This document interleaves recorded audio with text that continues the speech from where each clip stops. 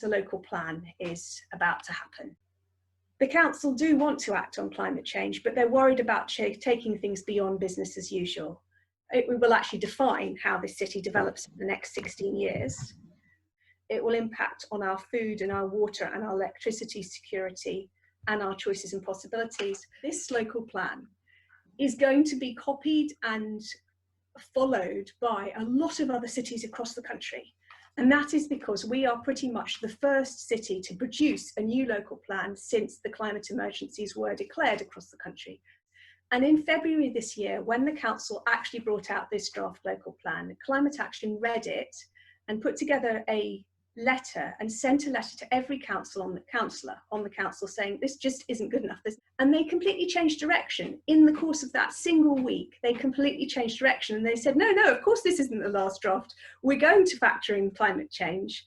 We're going to do another draft after this draft, and that will be before they develop greenfield sites. They will make sure that the brownfield sites are developed, the ones they have put forwards, and also that they will bring forward more brownfield sites which do exist.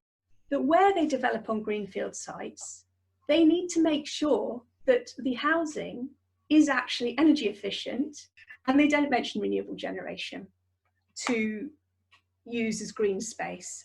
We want all of the buildings on greenfield sites to be deeply energy efficient. We want them all to include solar generation. We want them to be designed in a way that discourages car use, not just encouraging walking and cycling. At the moment, the council owns a really large proportion of the greenfield sites that it is putting forwards for development. So they have the power to, where the land is negotiations with private landowners and developers, it just doesn't make sense to build new housing which will need to be changed within the next 10 to 15 years. The University of Exeter did a study called the Prometheus study recently, and they found that almost all the buildings being built at today's standards will be subject to overheating by 2035. That's in 15 years' time. That's within the time frame of this law. Then within the next 15 years, they will not be fit to live in with climate change. We're also saying where they build on green spaces, they should leave half of that land as a green space, and they should plant it with trees, and they should put in ponds, and they should create access for people. This lockdown has really shown how important public green space is. At the moment, a lot of the green sites they're talking about are currently just plain grass, but if they were to plant trees, it could have a much more positive effect. So this local plan is calling for housing density across the city at 30 dwellings per hectare. That's 30 houses, homes per hectare of land. That's a density of housing. We are saying, no, that's not enough. It should be 70 dwellings per hectare. What 70 dwellings per hectare means? That means terraced housing, which means people can still have private space. So let me give you some examples of dwellings per hectare. This is a section of terraces in Clarendon Park. They have small back gardens. Some of them have miniature front gardens. 91 dwellings per hectare. This is a section of Highfields, 92 dwellings per hectare. Again, they do have back gardens.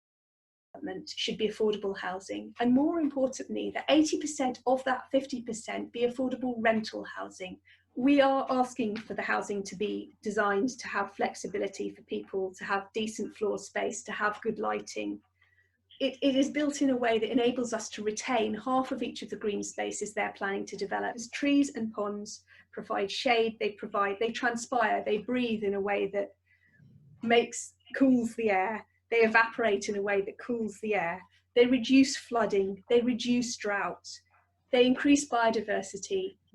We also want the local plan to include land beyond the city to be allocated specifically for tree planting, and it's for similar reasons. An approach where you say, yes, we want to make public transport and walking and cycling more attractive, but we also want to make driving less attractive.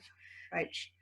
Because we all like to say that we would do things, that if things were different, we wouldn't use our cars. But the reality is that as humans, we're creatures of habit and we do what's convenient.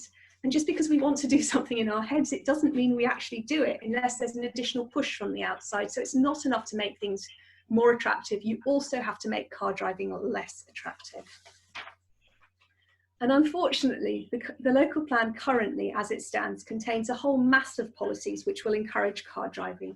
What we need the local plan to include is a specific statement of intent that they intend to start managing car use downwards, and also specific policies saying that they will develop functional networks for buses, cycles and walking, segregated, separate networks for these three modes of transport. And finally, we need there to be a policy in the plan which states that when development is needed beyond the city system, at the moment we have a lot of heavy goods vehicles in the city. They represent a large part of the pollution, but that would have a big impact on the city. We need policy around food and water security for the city. There is nothing in the local plan around food security, but it's also beginning to show us now what kinds of food shortages can happen when large sections of the world are impacted by something at the same time. And we're going to see serious food shortages as a result of we need to dig another reservoir, because we know winters are going to get wetter and warmer, which means there will be more rain and more flooding, so that reservoir will help with the flooding. But we also know that summers are going to get hotter and drier, as we're seeing this year. I mean, there's drought already this year. Can you imagine what our water supply is? And they should also be allocating land outside of the city to support solar and wind farms, start generating our electricity through green electricity. As you can see, there's a lot of stuff missing from the local plan. Please, would you sit down and write a letter to the council and say, you need to put specific policy into your plan. Here are some examples of the kinds of things that need to be in your plan. There is a briefing on our website. It is on the front page. It is also on the low carbon planning page.